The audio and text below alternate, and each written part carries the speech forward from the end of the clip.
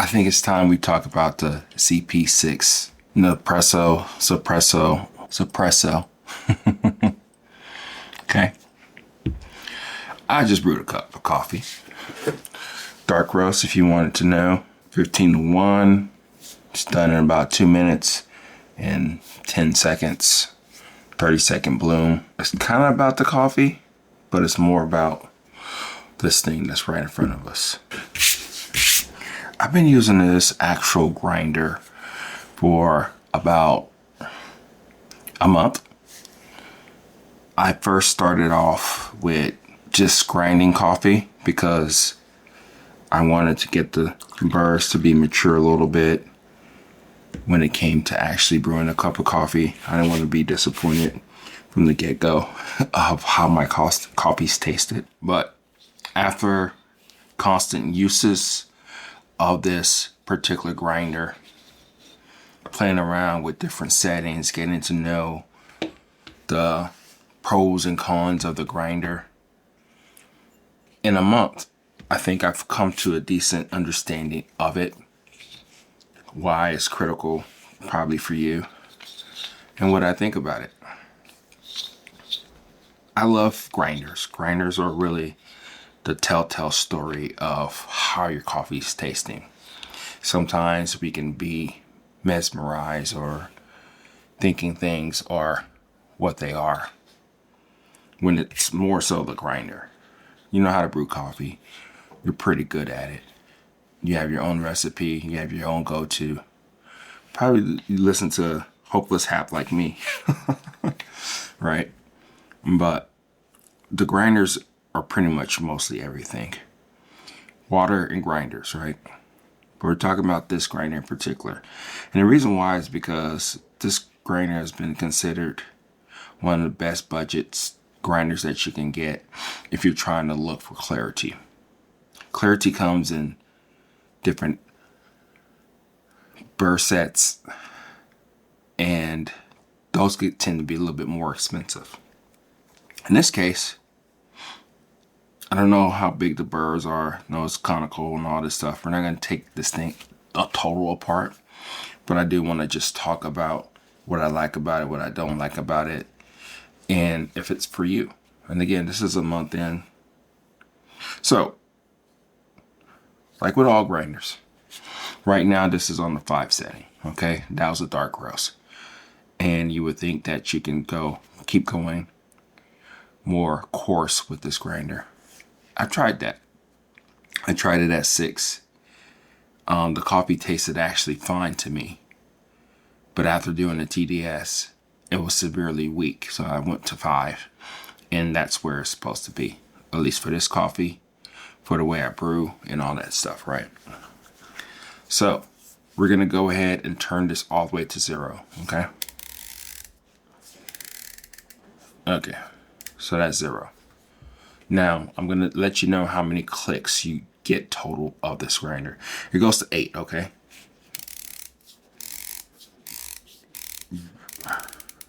8. So we're at 8. 9, 10, 11. 11. Okay. So supposedly 111 total clicks. Let's go back to 0 and try this one more time just to make sure. 1, 2, 3, 4, 5, 6, 7, 8. 6, 7, 8, 9, 10, 11, 110. I thought it was more than that, but that's actually not a bad sign. So 11 clicks. This reminds me of the EK43. The EK43 has 11 prominent clicks, and then of course it has smaller dials in between and all that stuff, right? So you have 111 clicks. I'm sorry to say, though, that we're going to go to 0. This is mainly for like pour overs and non-espresso like coffees. I haven't tried 0, but from, I would say 2, at least right now for the month being, and all the way up to 5.5. If you want to be generous, let's say 6. That's it. That's the range for this grinder. That's the sweet spot, at least for me. I will try some light roast in here soon, but I haven't done that quite yet. But I guess what I'm saying is that the other grind settings are completely garbage. They're useless. They're French pressy. They are, the grinds are not as consistent. It doesn't develop the coffee as much as you think that it should. So that's just for my assessment. Yes, I'm using my palette, but I also have gear and things that I'm testing. Even trying to slow down the coffee using like a Hario regular filter to kind of just slow things down. It needs a grind setting. I'm really hovering about most of the time between 5.5 and 4. Those are my grind settings that I'm using for this grinder. So do realize that you are really limited into what you're doing, and that's perfectly fine. You just want to be in a sweet spot anyway of this grinder, and that's kind of like more so the sweet spots. I don't know if that's a con, but do realize that I would say probably half of the grinder is completely useless. I don't know anybody who's going to go actually down to beyond 2, 1, and 0. I'll probably just try it for shits and giggles and all that, just to see. I may do that in the next couple of weeks or months and all that stuff, just to see where we're at with all this, right? But it could be a drawback to you. It's not so much of a drawback to me. It's just a realization.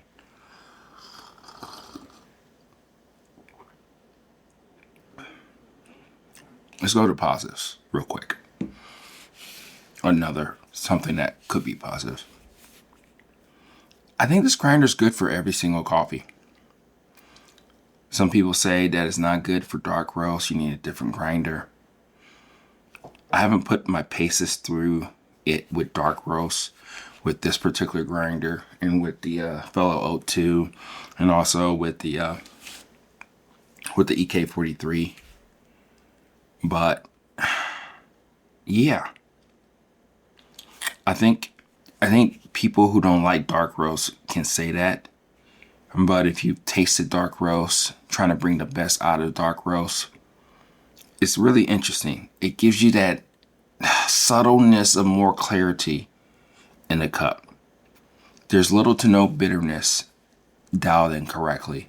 You can push this coffee a little bit more if you want it to, and you won't be offended by the taste and what it does for your palate. This is the magical thing about this particular grinder that I really do like. For instance, I always say that the saving grace or the interesting thing about lightly roasted coffees that you can keep going finer and finer and finer. You can't really get that bitterness out of it to an extent, right? If you're approaching 23-24% extraction, probably, depending on the coffee. But I've noticed with this one, there's little fines compared to other grinders. So you're not going to get that initial bite. You're going to get something that's already kind of like sifted through, if that makes any sense. You'll get your coffee and it's sifted through already. I don't know the way they make these burrs. It is what it is. It doesn't matter. It works really well. So you can push. I haven't tried light roast, but I'm sure you can push the crap out of light roast even more so, which I'll be trying the next couple of days. You could push medium roast. It gets it more interesting. You can see it layered. And I think what I mean by clarity, if this makes any sense, is that here's, like, so to speak, your coffee, right? And what it does is that it like separates the flavor profile of the coffee. And to an extent, if this makes any sense, you can actually taste the coffee with those different layers of flavors individually, instead of it being like a muddy cup, like everything homogeneous together, like other grinders. Even the K6, the coffees are cleaner, it's presentable, but the coffees don't have that type of separation in them. And I will tell you, it's kind of trippy because you have to pay attention to it. You have to like kind of just stay there in the pocket and just realize what you're drinking, because it can quickly leave you, if that makes any sense. You have to kind of be there the whole time to kind of see what that separation is. And I think you can see it more as you go lighter. Again, I've only tried it with medium roast and dark roast. And what it does with dark roast, it kind of lets you know how really good it is, or how more interesting it can really be. It makes pretty much almost any coffee more interesting. I have a Brazilian. You know about my Brazilian. It's chocolatey nutty. I can drink that Brazilian all day, every day, for however long it may be. It is so damn good. It is ridiculously good. And I think it's because of the nuances and the flavors that it brings out with this grinder. And that's pretty cool. This grinder's $200. I mean, that's a lot of money to some people. To others, it can be a drop in the bucket. But this is the grinder. This is what it is. And it's kind of cool that you can get something that's actually different. I thought it was bullshit, but it's actually different than when you're drinking it. So let's talk about more cons, okay? I actually dropped mine. I was doing something and it fell on the floor. It bruised up here, if you can see that, and it bruised down here. It's not a big deal. So this is how you take it off, okay? This is how you take it off, right? But if you keep spinning it, I don't know if this is just mine that does this now, but I think it does it anyway. It spins the whole collar up top, upper chamber. So you can theoretically take this off if you wanted to, but why would you do that? So it's kind of weird if you really think about it. It stays put this way if you spin it counterclockwise. So be careful. So when you take this off, if you keep trying to spin it, you're going to start spinning this collar. I don't know if other people have witnessed this. Let me know in the comments if you witnessed that. But it's not that big of a deal if you just kind of think about it. It's like you're just trying to take this off, and then you're not trying to get this on like really tight. You don't need to. It's fine. Okay? So that's one of the drawbacks, and I think that was always the case. But you tell me if I did something completely wrong to this.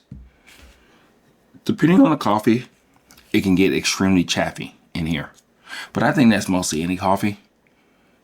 You use a hand grinder, you use a regular grinder, it gets extremely chaffy. The cool thing is that it's a cool handle. I haven't figured out how to actually bend it. See people bending this crap all the time, but whatever. Cool, classy look. Put the thing on top. You can use this right here for the K6. All these things kind of fit together. I think these manufacturers kind of work together to kind of have some type of universal type of size and all that stuff, right? But if you're just looking for this particular grinder, this one works really well for what it is. It's heavy. It has some decent weight on it. And I would say that's really the only issue. What other things with it? It's kind of trippy if you actually try to fill up the coffee. If you put about 30 grams of coffee in here, because it can hold actually 30 grams up top, when you're actually produce your ground coffee, you're gonna have to stop like almost halfway or 2/3 of the way before your grounds are actually finished grinding. And you have to, what do you have to do? You have to take them out, put them somewhere, and then finish grinding. So the basket, the size of the basket is not the same size up top.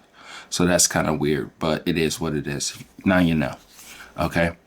The tactile turning is so like comforting. I do like that it's really easy to get right. Sometimes with the K6, K2, when you're turning, you kind of don't really know where you're at. But this one, since the ranges are such smaller compared to other grinders, it is what it is, right? That's kind of like the situation that you're dealing with when you're playing around with grinders and getting used to them. Do I like this grinder? Yes, I do. I like it a lot. At $200, it's an absolute steal. But you do have to pay attention more to your coffees. You're gonna have to think about the situation, why you like this coffee, what flavors you're really tasting, and it will actually help you on a very smaller scale, like the EK43, let you know if that coffee is any good. That's one of the drawbacks that I did have with the EK43, and it's almost with any good grinder, right? Is that when you actually have your cup of coffee and you drink it and you experience it, you start to wonder about the coffee, and then you start to wonder about your palate. And then you start going down this rabbit hole of like, especially if it's like just kind of subpar, especially if you got it from somewhere. I mean, I got it for myself. I roast my own shit, right? But anywhere like you start to wonder if things make sense for you in life. You go deep inside this rabbit hole and it's hard to come out of it. And then you just start to ponder and think, and you just start to like become depressed, especially if the coffee doesn't work. That's what this grinder does for you. I don't know if that's a good thing. I don't know if that's a good place to be, but that's what it does. It's really trippy. It's like you're having like a shrink right next to you, coaching you, letting you know the different delicacies of the actual coffee. It's not bullshitting you, because you can actually taste those layers now. You're not getting this muddy, like concentrated type of flavors that's hard to actually decipher exactly what you're tasting. You start to get better about what you're tasting, but it can still be extremely trippy, if that makes any sense whatsoever. So I think I rambled long enough about the ZP6 Zpresso. For now, this is a month review. We'll see how it goes as we keep going. Got another grinder to kind of play around with too, to kind of see where we're at with all this grinder stuff. But this is OK at Everyday Beans signing off. I'll talk to you later. Bye.